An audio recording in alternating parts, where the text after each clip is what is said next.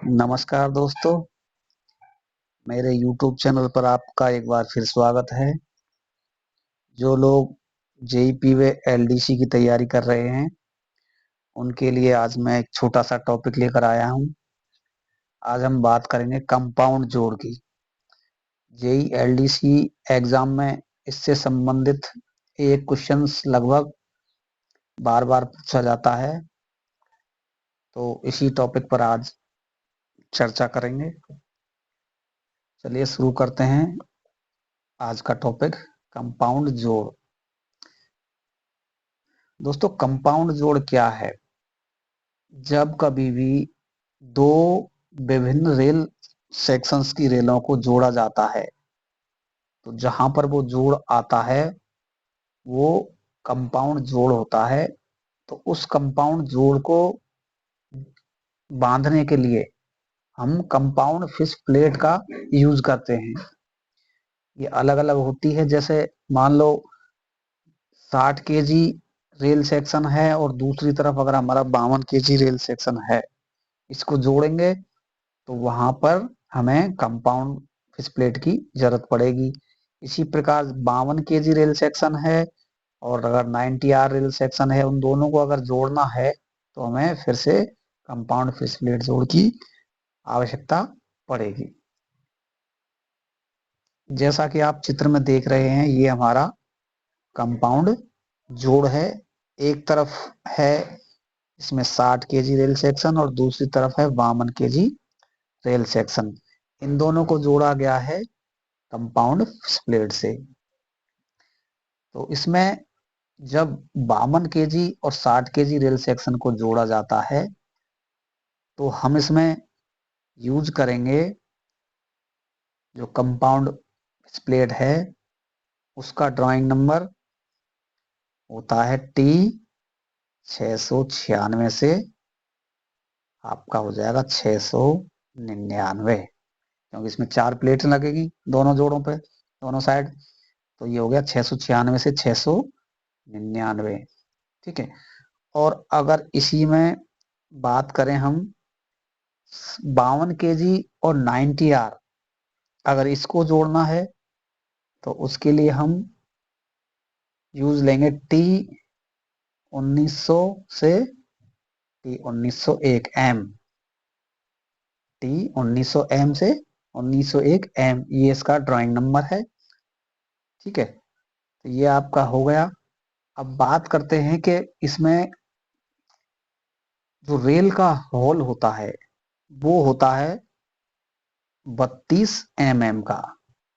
ठीक है, रेल का जो होल का व्यास है वो हमारा हो जाएगा 32 का। इस फिश प्लेट को जब भी बांधेंगे तो गैप लेस बांधेंगे। अगर हम बात करें कि 60 kg और 52 kg को अगर बांधना हो, तो हम जो होल की दूरी है वो कितनी लेंगे? तो इसके लिए क्या है, जैसे मान लो हमको 60 kg और 52 kg का बांधना है। आपका 60 kg और 52 kg, इसको अगर बांधना है तो जैसे आपके यहाँ ये 4 होल हो गए। ठीक है, तो जो यहां से ये वाला आपका जोड़ है, यहां से 60 की तरफ अगर आप लोगे तो पहला होल आपका हो जाएगा 78 mm पर, और इसके बाद अगला हो जाएगा 166 mm पर। ठीक है, इसी तरह इधर भी ये वाला भी 78 और अगला 166। ठीक है, पहला होल इतने पर, दूसरा होल इतने पर। ठीक है, ये आपका हो गया 60 kg और अगर 52 kg कंपाउंड को जोड़ा जाए तो। ठीक है, इसी प्रकार अगर हम जोड़ते हैं 52 kg और 90 R को, तो इसमें क्या होगा, ये आपका मान लो यहाँ सेंटर है, तो यहाँ पर 52 kg की तरफ अगर आप लोगे तो ये आपका पहला होल 78 पर, दूसरा 166 mm पर, और 90 R की तरफ अगर आप लोगे तो ये आपका पहला होल हो जाएगा 52 पर और दूसरा आपका हो जाएगा 114.3 mm पर। ठीक है, ये आपका 90R और 52 का यहाँ कंपाउंड जुड़ चुका है। ये आपके हॉल की डिस्टेंस हो गई। और इसमें और इसके बारे में ज्यादा पूछा नहीं जाता, केवल एक क्वेश्चन इसके बारे में ज्यादातर पूछ लेते हैं कि दो विभिन्न सेक्शन की रेलों को जोड़ने के लिए उपयोग लिया जाता है। आपको ऑप्शन दे दिए जाते हैं, साधारण fish plate, joggle fish plate, compound fish plate या ग्लूड जॉइंट, कोई भी ऑप्शन। तो आपको इसमें सीधा लिखना है कि दो अलग अलग रेल सेक्शन की रेलों को जब जोड़ा जाएगा तो उसके लिए हम कंपाउंड फिश प्लेट का यूज लेंगे। ठीक है, ये आपका कंपाउंड जोड़ है, आप देख सकते हैं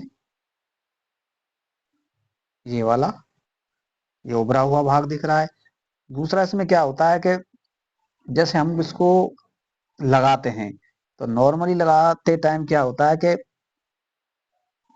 इस पर जब भी जैसे हम लाइन पे खड़े होंगे तो जो बाहर बाहर या यानी कि जो बड़ा रेल सेक्शन है बाहरी वाला, उसकी तरफ अपना मुंह करके खड़े हो जाएंगे। ठीक है, बाहरी रेल सेक्शन की तरफ अपना मुंह करके खड़े हो जाएंगे। और इनमें क्या लिखा होता है, जैसे लेफ्ट आपका लिखा होगा इस पे, लेफ्ट एल लिख के इन IN, ठीक है, और लेफ्ट OUT आउट, इन प्लेटों पे लिखा होता है।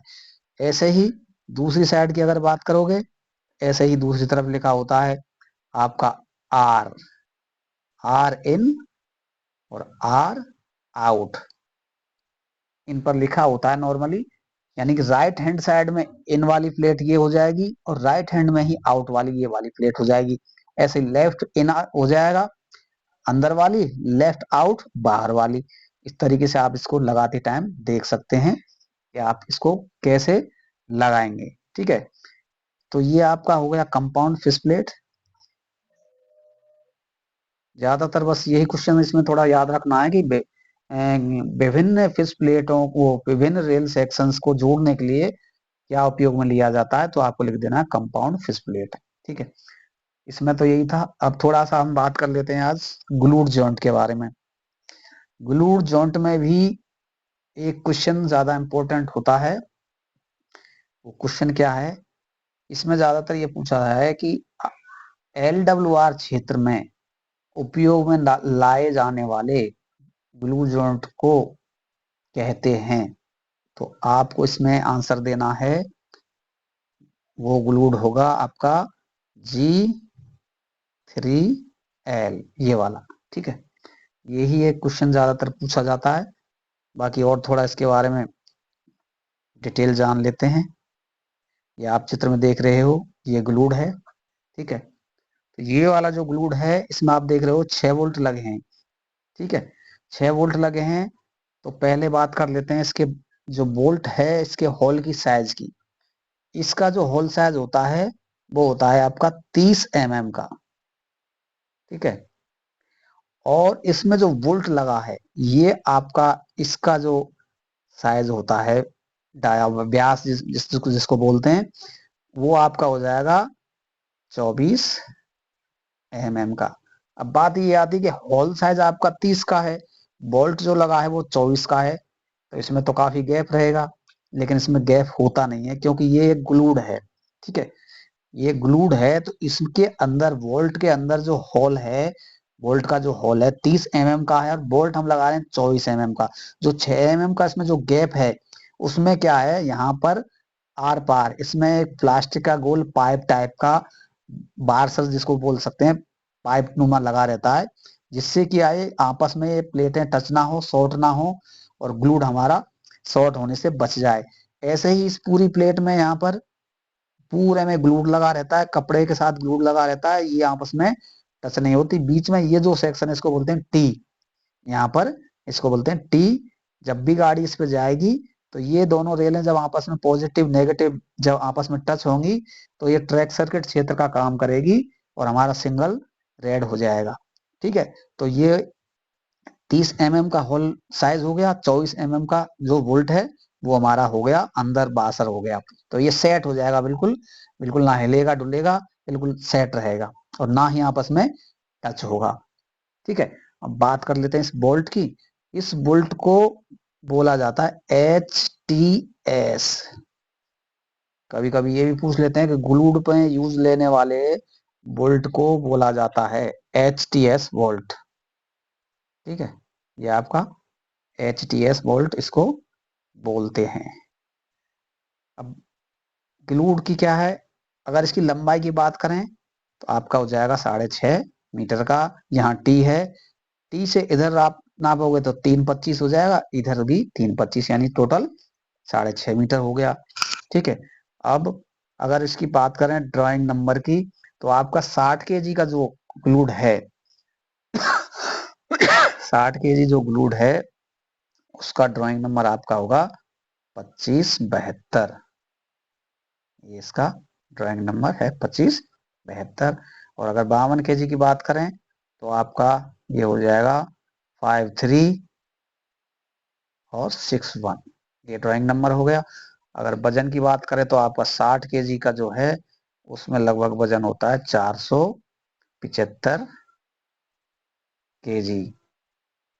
और अगर 52 kg की बात करें तो इसमें वजन हो जाएगा आपका 395, लगभग 400। इसका भी लगभग 400 हो जाएगा, 60 का हो जाएगा 475। ठीक है, अब इसकी बात करते हैं, इसका जो ग्लूड का जो प्रतिरोध है, विद्युत प्रतिरोध, इसमें भी कभी कभी प्रश्न पूछ लेते हैं। तो इसका जो विद्युत प्रतिरोध है वो आपका हो जाएगा गीली अवस्था में, अगर ग्लूड गीला है तो उस अवस्था में ये हो जाएगा 3 kg ओम, 3 किलो ओम गीली अवस्था में। और अगर ये सूखी अवस्था में हो तो इसका विद्युत प्रतिरोध हो जाएगा 25 मेगा ओम, 25 मेगा ओम। ठीक है, इसका विद्युत प्रतिरोध ग्लूड का विद्युत अगर आएगी कि ग्लूड का विद्युत प्रतिरोध कितना होता है तो आपको बताना है। गीली अवस्था में 3 किलो ओम और सूखी अवस्था में 25 मेगा ओम। इसको 100 DC वोल्ट छोड़ के इसको चेक किया जाता है, तो 3 किलो ओम इसका गीली अवस्था में प्रतिरोध होगा, सूखी अवस्था में होगा 25 मेगा ओम। ठीक है, अब आगे चलते हैं। जो ग्लूड आपका G3L होता है, यानी कि जिसको हम LWR में यूज लेते हैं, उसमें आपको पता है 6 बोल्ट होते हैं। ठीक है, इसमें जो प्लेट लगी होती है, इसकी जो प्लेट है, इस प्लेट की लंबाई ये होती है 950 mm।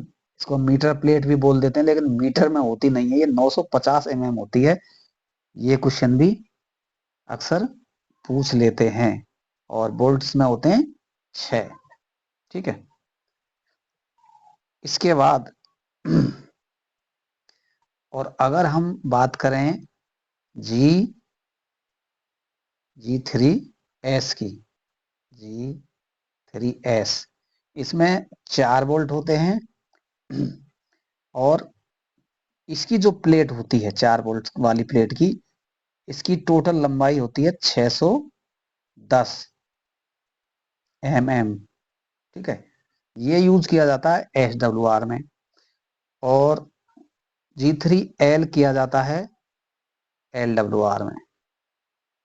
ठीक है, ये क्वेश्चन भी इंपॉर्टेंट है कि LWR में उपयोग होने वाले ग्लू जॉइंट को क्या कहते हैं, तो वो आपका हो जाएगा G3L। और SWR की बात करें तो वो हो जाएगा G3S। अब आपको थोड़ा याद रखने के लिए क्या करना पड़ेगा, ये मान लीजिए इसमें 6 बोल्ट होते हैं LWR वाले में, G3L में इसमें होते हैं 4। आप इसको ऐसे याद रख सकते हो कि जिसमें L लगा है ये आपका L से LWR हो गया, और जिसमें S लगा है वो आपका हो गया SWR।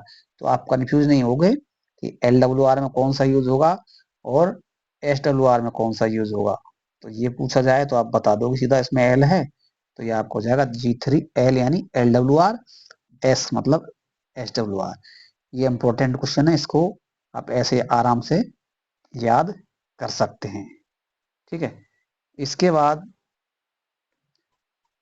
इससे संबंधित क्वेश्चन है 60 केजी जो ग्लूड है उसका टेंसाइल स्ट्रेंथ क्या है। तो इसमें आपका अगर पूछता है 60 केजी ग्लूड का टेंसाइल स्ट्रेंथ, तो ये आपका हो जाएगा कौन सा, G3L का। अगर G3L से पूछता है तो 60 केजी का हो जाएगा 170 टन। ठीक है, और अगर 60 केजी में ही पूछता है G3S का, तो ये आपका हो जाएगा 110 टन। ठीक है, ये वाला 60 केजी G3L, ये 60 केजी G3S, इसका टेंसाइल स्ट्रेंथ ये हो गया 170 110। ठीक है, ये 6 वोल्ट वाला है, ये 4 वोल्ट वाला है। ऐसे ही अगर ये पूछे 52 केजी का, 52 केजी का अगर पूछे G3L में, तो ये हो जाएगा आपका 150 टन। ठीक है, 52 केजी G3L का टेंसाइल स्ट्रेंथ अगर पूछे तो 150 टन।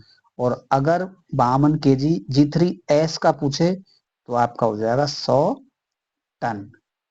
ये भी थोड़ा ध्यान रखना पड़ेगा, कभी कभी इससे भी क्वेश्चन पूछ लेते हैं। ठीक है, तो ये था दोस्तों ग्लूड के बारे में जानकारी।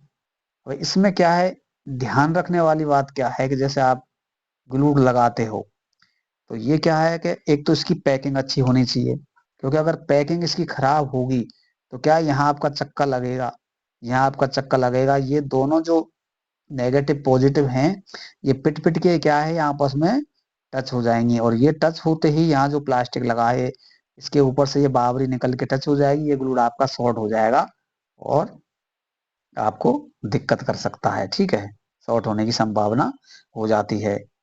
और एक क्या है, इसके नीचे हमेशा गिट्टी 50 mm नीचे रखनी चाहिए ताकि यहाँ टच ना हो, इसका कनेक्शन ना बने।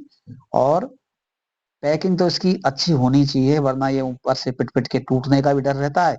दूसरा ये आपस में बाबरी इसको पिट के दोनों फैल के रेल फैल जाएगी, तो ये क्या है आपस में शॉर्ट हो जाएगा। और इसको जब भी डालते हैं तो क्या है, ये इसकी जो इधर वाली टी है, ये देख रहे हो सामने टी है, ये दोनों टी बिल्कुल गुनिया में होनी चाहिए, आमने सामने होनी चाहिए। एक साथ दोनों पे चक्का निकलना चाहिए, ये नहीं एक यहाँ इतनी दूर आ रही है एक यहाँ आ रही है, ऐसा नहीं, बिल्कुल इसको सामने गुनिया पे इसकी जो टी है इसको लगाते टाइम रखना चाहिए। ठीक है, और पैकिंग अच्छी होनी चाहिए, नीचे इसके 50 mm तक गिट्टी नहीं होनी चाहिए। तो ये थे दोस्तों ग्लूड और कंपाउंड जोड़ के बारे में आज के क्वेश्चंस। तो आपको वीडियो कैसा लगा इसके बारे में जरूर कमेंट करें, और अगला टॉपिक आपके लिए कौन सा लिया जाए उसके बारे में भी जरूर कमेंट करें। और दोस्तों मेरा वीडियो अगर पसंद आए तो मेरे चैनल को ज़्यादा से ज़्यादा शेयर करें, लाइक करें, और अगर आपने सब्सक्राइब नहीं किया है तो सब्सक्राइब जरूर करें। अपने दोस्तों को भी इसकी जानकारी दें। आपके लिए नए नए वीडियोस लाते रहेंगे और आपको जानकारी देते रहेंगे। धन्यवाद दोस्तों।